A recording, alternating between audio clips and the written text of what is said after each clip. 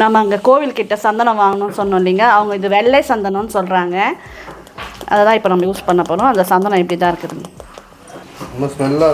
ஸ்மெல்லாக இருக்குது. ரேட் 55 ரூபா. எத்தனை கிராம் பாருங்கள் சாமி, இது எனக்கு கண்டு தெரில. 50 கிராம் 55 ரூபாங்க. சுவாமி நாளிலேருந்து இந்த சந்தனமும் இந்த குங்குமம் வச்சுக்கோங்க. இந்த குங்குமம் நம்ம நோம்பு தட்டில் வச்சது. சரிங்களா? டிஃபன் ரெடி ஆகிடுச்சு. சுவாமி கும்பிட்டுட்டு பசங்க வந்துட்டாங்க.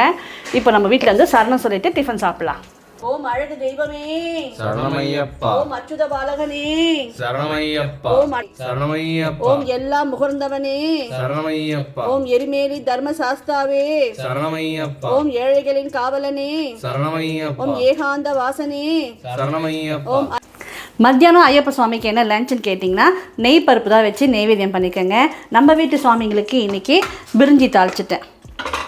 நேற்று நுங்கம்பாக்கம் போகும்போது நிறைய கொட்டை வகைகள், அதாவது பட்டாணி, துவரை, மொச்சக்காய் இதெல்லாம் வாங்கிட்டு வந்தாங்க. சரி, அதெல்லாம் பார்க்கவும் இன்றைக்கி பட்டாணி கேரட்லாம் போட்டு சாதம் தாளிச்சிட்டேன். இதுதான் இன்றைக்கி நம்ம வீட்டு மாலை போட்ட சுவாமிங்களுக்கு மதியம் லஞ்ச்.